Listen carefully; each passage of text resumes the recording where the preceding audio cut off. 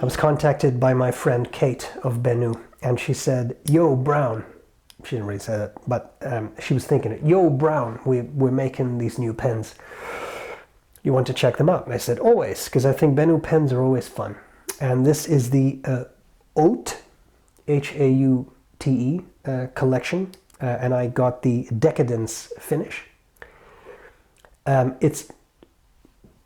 If you've been in the pen world for a while, if you know your pens, and I tell you this is a square profile with rounded off corners, you should say, Night at the Opera, Visconti Opera, they did that too. Visconti Operas, though, are expensive, not necessarily widely available, although you get special edition Opera Masters once in a while, but they're very expensive. I'm not saying this pen's cheap, because it's not, but it is cool.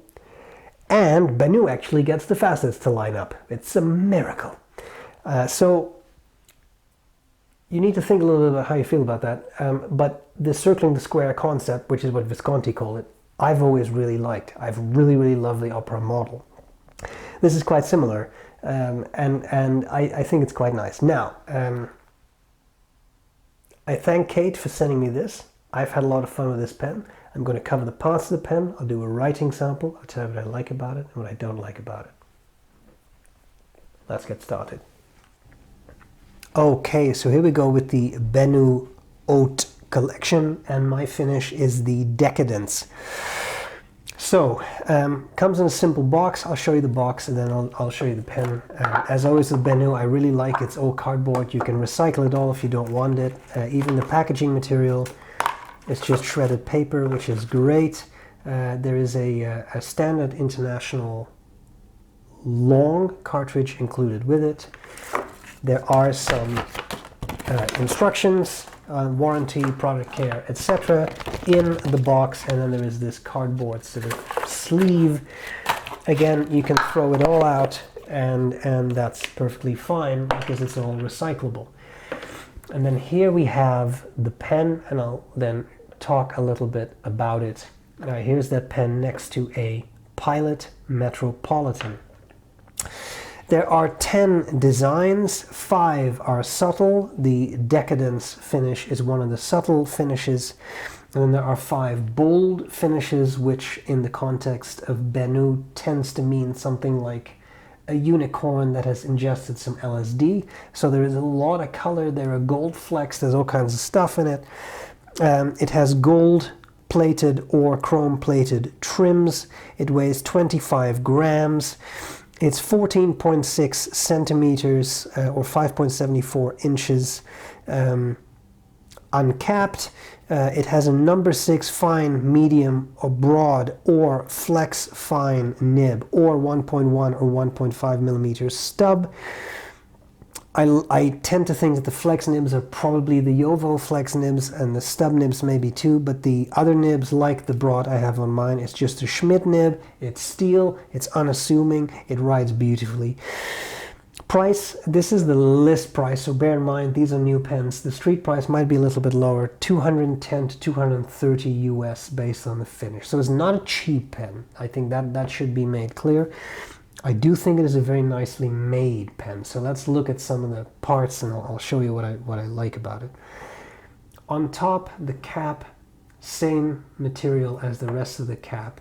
This is very much a squaring the circle type approach. So you have a square profile with the corners beveled off. I think it looks cool. I liked it on the Visconti Opera series. I like it on this pen. We have a cool clip, which is almost sunk into the pen. It clearly is not, but it's almost sunk to the pen. It's very close to the pen cap, and it is spring-loaded, which I like a lot. Going down, we have the BENU logo, and we have a metal ring there, which I think is quite nice. And then we have the barrel, which tapers down. Notice the I think, kind of neat color change from this sort of gold to the deep dark brown, which I think it looks quite nice. Top of the barrel, sorry, the bottom of the barrel, same material as the rest of the barrel, which I quite like. You can unscrew the cap. You have a section, Same material as this bottom part of the cap, a translucent brown, which I think is really quite nice. It does remind me of the Tobacco Master I have, sorry, the Opera Master in tobacco from Visconti. Similar type brown to me, which I like because I really like that finish. We have the threads there, we have the inner workings of the pen. That's not a shortage of threads, but that way it also doesn't accidentally unscrew, which is great. Schmidt cartridge converter, very simple, works very well. I put some S.B.R.E. brown in this because I thought it would be a nice match for the brown on the pen. And then we have the number 6 Schmid nib here with a B for broad and a plastic feed. And then here we have the size of the pen. So a nice size I think would work for a lot of people. And if you want to, you can post it and you have a nice size of pen without it being too top heavy. It doesn't post super deeply, but the cap, being this acrylic, it's resin, whatever it is, it's quite light. Not a lot of metal parts on it. You want to see how it writes, and that we can accomplish. So, we have here the BENU Haute, and this is the Decadence finish, broad steel nib, and the ink is S.B.R.E. brown, just because I thought it was a nice match. Smooth writer. Was a little skip there, saw that? This is very smooth coated paper. On more textured paper I had no issue, and I don't think it's over polished. That may have been how I held the pen, but let's check it. Let's do it fast.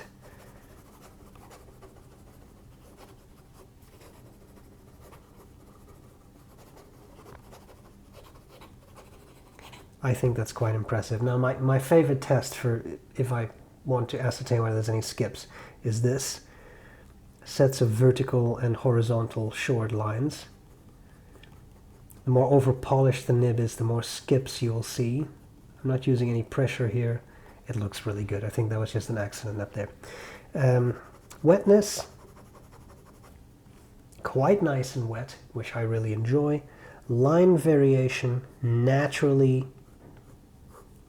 maybe a little bit on the stubby end of things. It's not a flex nib. You can get it with a flex nib. If you really want line variation, buy the flex, but you could squeeze out a little bit. Just be very careful. Again, it's not a flex nib. Reverse writing, for those who enjoy such a thing, is possible, and you go from a broad to, I would say, an extra fine, and it seems to be willing to do that quite well. A little bit scratchier, but not as bad as I felt in some other pens, and it keeps going pretty well, so that's quite good. A very fun pen, and an attractive one at that, at least to me. Let's discuss some likes and dislikes.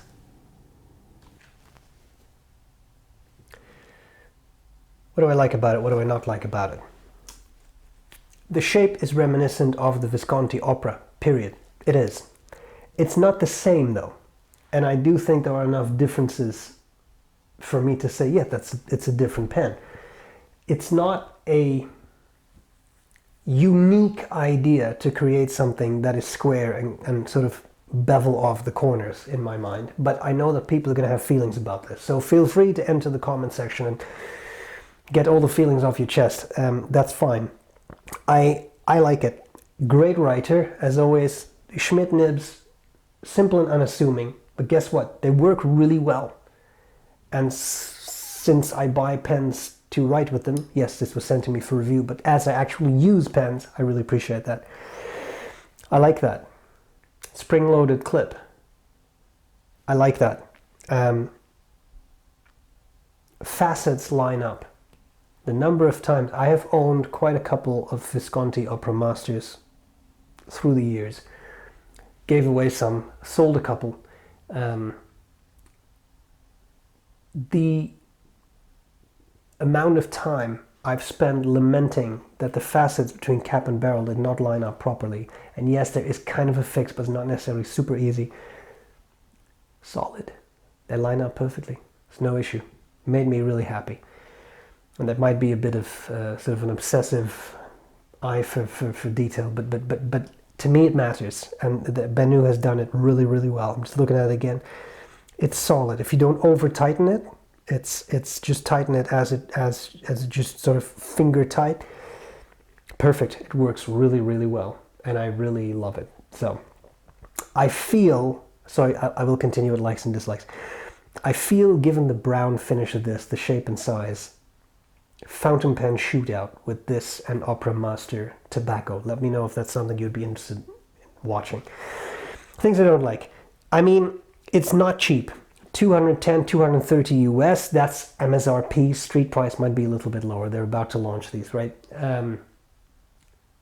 Is on the higher end. That's kind of a range where you start to expect gold nibs, although gold price is very high, so maybe not. I'm not bothered by the nib, but it's not a cheap pen. I do think you get a really nicely made pen for that price, but it's by no means an inexpensive pen. That's just a fact, right?